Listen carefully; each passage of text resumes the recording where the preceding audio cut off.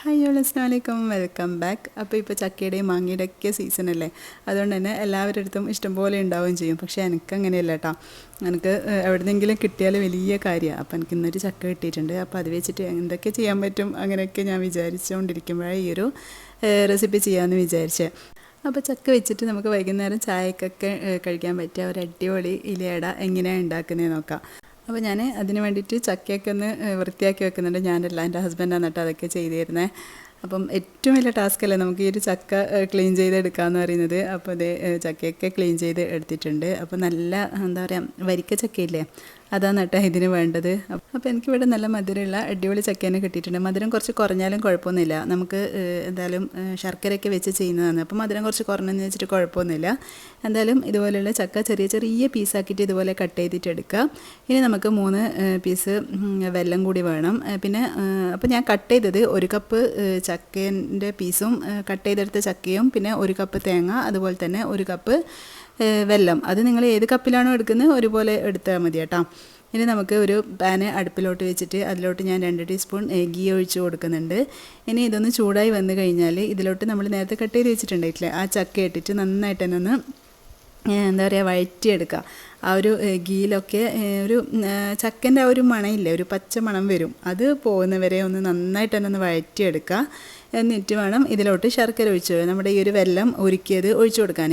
അപ്പോൾ നമ്മൾ ആ ഒരു വെല്ലം ഉരുക്കിയിട്ട് നന്നായിട്ട് അരിച്ചെടുക്കണം കേട്ടോ, അല്ലെങ്കിൽ അതിൽ ചെറിയൊരു കല്ലും എന്തെങ്കിലുമൊക്കെ ഉണ്ടാവുമല്ലോ.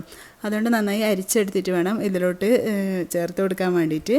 ഇനി ഇത് ഈ ഒരു ചക്ക ഈ ഒരു വെല്ലത്തിൻ്റെ ഈ ഒരു മിക്സിയിൽ കിടന്നിട്ട് നന്നായിട്ട് തന്നെ ഒന്ന് വെന്ത് ഇതായി എന്താ പറയുക കുഴഞ്ഞ് കിട്ടണം കേട്ടോ. കൂടുതൽ അങ്ങനെ കുഴഞ്ഞ് കിട്ടണമെന്നൊന്നുമില്ല, പക്ഷേ ഈ ഒരു വെല്ലമൊക്കെ ഒന്ന് വറ്റി വരണം. അപ്പോൾ അതിന് മുന്നായിട്ട് നമുക്ക് ഈ ഒരു കപ്പ് തേങ്ങയും കൂടി ഇതിലോട്ട് ചേർത്ത് കൊടുക്കുക. കുറച്ചൊരു ഹാഫൊക്കെ ഒന്ന് വറ്റി കഴിഞ്ഞാൽ, പകുതിയോളം അതൊന്ന് വറ്റി കഴിഞ്ഞാൽ നമുക്ക് തേങ്ങ ചേർത്ത് കൊടുക്കുക. എന്നിട്ട് വീണ്ടും നന്നായിട്ട് തന്നെ ഒന്ന് മിക്സ് ചെയ്തിട്ട് എടുക്കാം കേട്ടോ. ഇനി ഇതിലോട്ട് ഞാനൊരു 5 ഏലക്കായില്ലേ, അതിൻ്റെ ഉള്ളിലുള്ള സീഡ് പൊടിച്ചിട്ടാണ് കേട്ടോ ചേർത്ത് കൊടുക്കുന്നത്. എൻ്റെ കയ്യിൽ ഏലക്ക പൗഡർ ഇല്ല, തീർന്നു പോയി. അതുകൊണ്ട് ഞാൻ 5 ഏലക്ക എടുത്തിട്ടുണ്ട്. അത് നന്നായിട്ട് തന്നെ ചതച്ചിട്ട് ഇതിലോട്ട് ചേർത്ത് കൊടുക്കുന്നുണ്ട്. നിങ്ങളുടെ കയ്യിൽ ഏലക്ക പൗഡർ ഉള്ളതെങ്കിൽ 1/2 ടീസ്പൂൺ നിറച്ച് ചേർത്ത് കൊടുക്കട്ടെ. നിങ്ങൾക്ക് എത്രത്തോളം ഏലക്കൻ്റെ ടേസ്റ്റ് ഇഷ്ടമാണോ അത്രയും ചേർത്ത് കൊടുക്കുക. അതിനൊന്നും വലിയ അളവൊന്നും ഇല്ല, എന്തായാലും 1/2 ടീസ്പൂണൊക്കെ മതിയാവും. പിന്നെ അപ്പോൾ നമ്മുടെ ആ ഒരു അടിപൊളിയായിട്ടുള്ള ചക്കൻ്റെ ഫില്ലിങ് റെഡി ആയിട്ടുണ്ട്. ഇനി നമുക്ക് 1 കപ്പ് അരിപ്പൊടിയില്ലേ, സാധാ നമ്മൾ പത്തിരിപ്പൊടിക്കൊക്കെ എടുക്കുന്നില്ലേ, സാധാ അരിപ്പൊടി എടുക്കുക. എന്നിട്ട് ഇതിലോട്ട് കുറച്ച് ഉപ്പ് ചേർത്തിട്ട് നന്നായിട്ട് തന്നെ ഒന്ന് കുഴച്ചെടുക്കുക. ശരിക്കും പറഞ്ഞാൽ ഈ ഒരു ഫില്ലിങ്ങിന് 1.5 കപ്പോളം എന്താ പറയുക അരിപ്പൊടി വേണ്ടി വരും കേട്ടോ.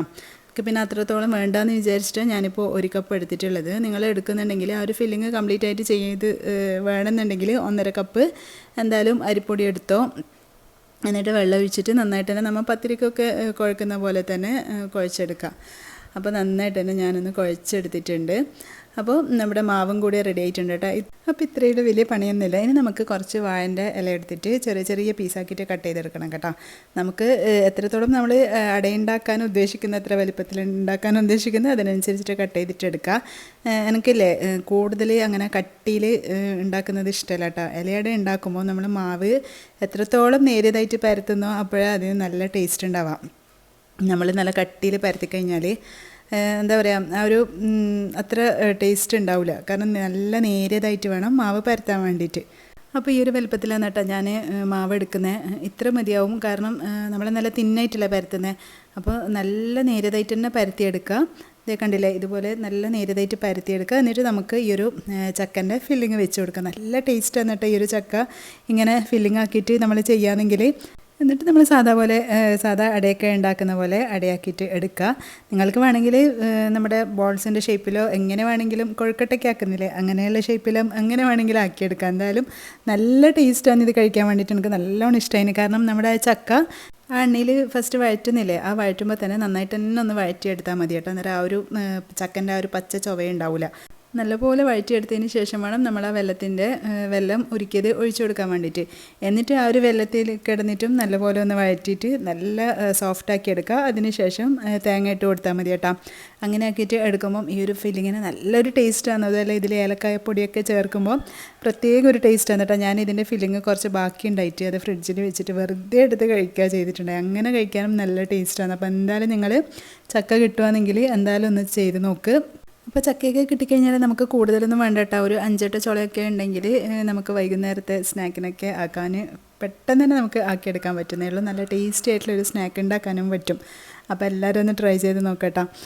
ഇനി ഇത് നമുക്ക് ആവിയിൽ വെച്ചിട്ട് വേണം വേവിച്ചിട്ട് എടുക്കാൻ വേണ്ടിയിട്ട്. അപ്പോൾ ഇഡ്ഡലി ചെമ്പിലോ അല്ലെങ്കിൽ നമ്മൾ ഇടിയപ്പമൊക്കെ ഉണ്ടാക്കുന്നില്ലേ, അങ്ങനെയുള്ള ആവി ചെമ്പിൽ വെച്ചിട്ട് ഒരു അരമണിക്കൂറോളം ഞാൻ വെച്ചിട്ടുണ്ടായിന് കേട്ടോ. കാരണം വേവ് കുറയണ്ടെന്ന് വിചാരിച്ചിട്ട് ഒരു 20-25 മിനിറ്റൊക്കെ ആകുമ്പോൾ തന്നെ റെഡി ആയിക്കോളും.